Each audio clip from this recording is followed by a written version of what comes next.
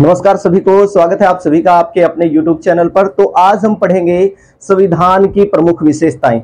तो आज हम जानेंगे कि संविधान की क्या क्या विशेषताएं हैं। संविधान, हमारा जो संविधान है, हमारे देश का संविधान कैसा है, बड़ा है या छोटा है, कठोर है या लचीला है, इन सब बातों के बारे में जानकारी प्राप्त करेंगे। तो चलिए शुरू कर लेते हैं संविधान की प्रमुख विशेषताएं। तो हमारा जो देश का जो संविधान है उसको लिखने में समय लगा था 2 वर्ष 11 महीने 18 दिन। तो हमारा जो संविधान है 2 वर्ष 11 महीने 18 दिन में बनकर तैयार हुआ था। और ये जो संविधान सभा ने जो ये कार्य किया संविधान को बनाने का, ये 3 चरणों में पूरा किया गया।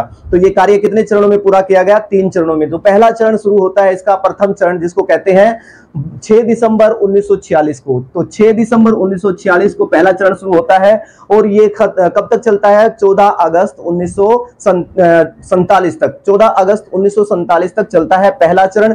और पहले चरण में उद्देश्य प्रस्ताव प्रस्तुत किया था। और ये किसने प्रस्तुत किया था? पंडित जवाहरलाल नेहरू ने उद्देश्य प्रस्ताव प्रस्तुत किया पहले चरण के अंदर। और कब प्रस्तुत किया?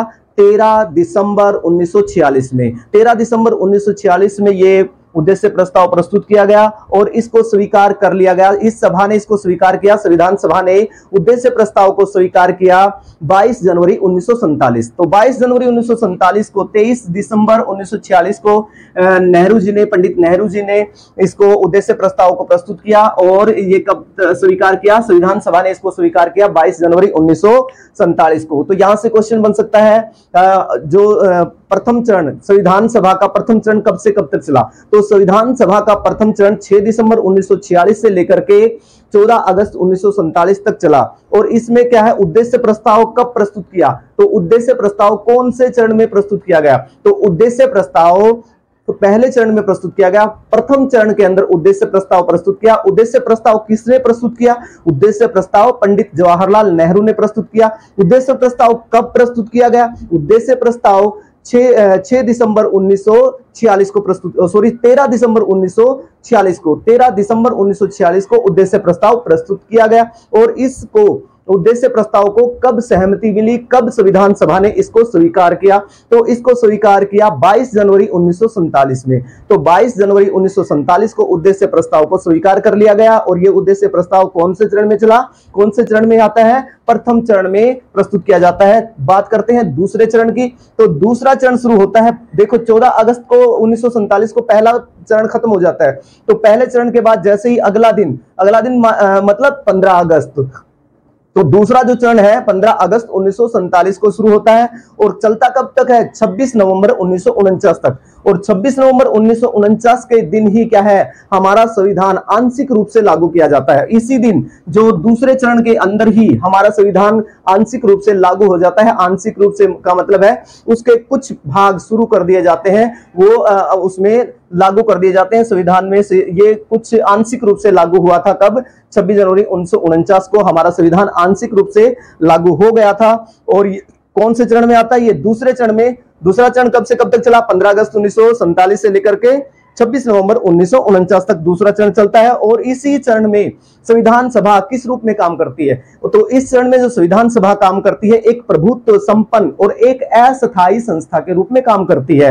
एक प्रभुत्व संपन्न और एक अस्थायी संस्था के रूप में काम करती है दूसरे चरण के अंदर। तो क्वेश्चन आ सकता है, दूसरे चरण में किस चरण में जो संविधान सभा है एक प्रभुत्व संपन्न और अस्थायी संस्था के रूप में काम कर रही थी? तो आपका आंसर रहेगा द्वितीय चरण में। दूसरे चरण में अस्थायी जो हमारी संविधान सभा है वो किस तरह काम कर रही थी? एक प्रभुत्व संपन्न और अस्थायी संस्था के रूप में काम कर रही थी। तो अगला क्वेश्चन आगे आता है अपना तीसरा चरण।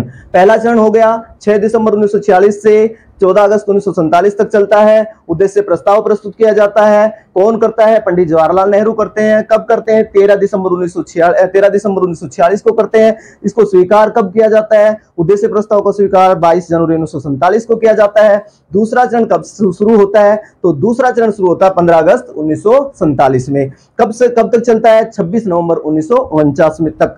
और 26 नवंबर 1949 को हमारा संविधान आंशिक रूप से लागू हुआ था। और इसमें क्या है? द्वितीय चरण में संविधान सभा किस रूप में काम करती है? एक प्रभुत्व संपन्न और एक अस्थायी संस्था के रूप में काम करती है। और तीसरा चरण शुरू होता है जब 26 नवंबर 1949 को द्वितीय चरण खत्म होता है, तो अगले दिन शुरू हो जाता है तीसरा चरण 27 नवंबर 1949। तो संविधान सभा का तीसरा चरण यानी कि तृतीय चरण कब से कब तक चला? तो 27 नवंबर 1949 से लेकर के कब तक? मार्च 1952 तक। 27 नवंबर 1949 से लेकर के मार्च 1952 तक ये चला।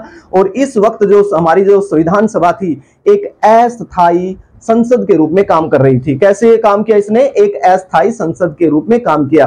तो ये है संविधान सभा में जो ये काम हुआ, इसको संविधान को लिखने का कितने चरणों में हुआ? 3 चरणों में हुआ।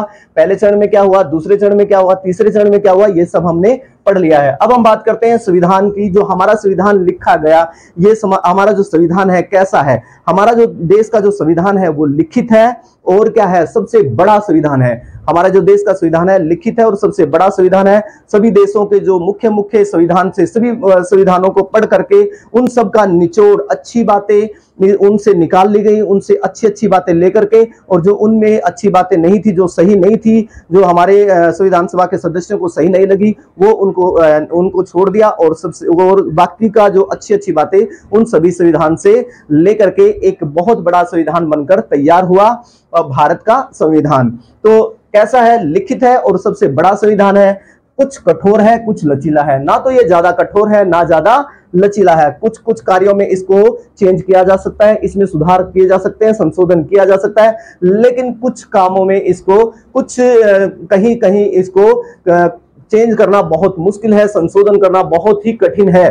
तो इसीलिए ये क्या है? कुछ कठोर है और कुछ लचीला है। अब संविधान की प्रस्तावना, संविधान की प्रस्तावना के साथ इसके अंदर तो संविधान सभा में क्या है, संविधान में क्या क्या है? देखिए हमारे संविधान में सबसे पहले प्रस्तावना है और प्रस्तावना के साथ इसमें क्या है? 395 क्या है इसमें? 395 इसके अंदर अनुच्छेद हैं। अनुच्छेद कितने थे जब ये बना? जब संविधान बना तब इसके अंदर प्रस्तावना और प्रस्तावना के साथ 395 अनुच्छेद और अनुसूची 8 अनुसूची रखी गई है और भाग है इसमें 22 भाग इसमें है। और वर्तमान में आज इसके अंदर कितने अनुच्छेद हैं? 465 अनुच्छेद है। आज कितने अनुच्छेद हैं इसके अंदर? 465 अनुच्छेद है। और भाग कितने हैं? 25 भाग है। आज इसमें 25 भाग है, 465 अनुच्छेद है।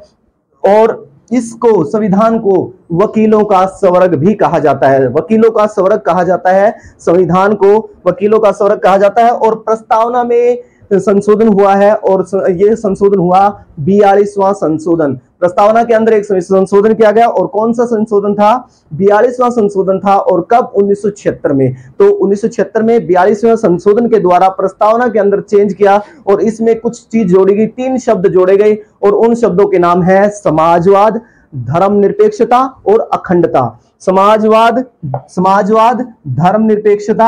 धर्मनिरपेक्षता और अखंडता, ये शब्द इसके अंदर जोड़े गए। और संविधान को का जो अनुच्छेद 32 है, संविधान के अनुच्छेद 32 को संविधान की आत्मा कहा गया है। और ये कहा है डॉक्टर भीमराव अंबेडकर ने, संविधान का जो अनुच्छेद 32 है उसको क्या कहा? संविधान की आत्मा कहा। और संविधान की आत्मा राज्य के नीति निर्देशक सिद्धांतों को, प्रस्ताव उद्देशिका को और प्रस्तावना को भी कहा। लेकिन ये शब्द, ये तीनों को संविधान की आत्मा किसने कहा? ये कहा ग्रेनविल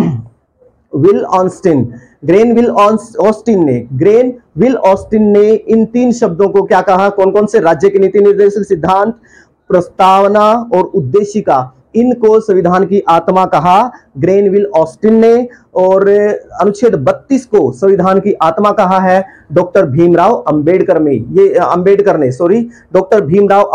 ये बात ध्यान रखनी है, संविधान के अनुच्छेद 32 को संविधान की आत्मा किसने कहा?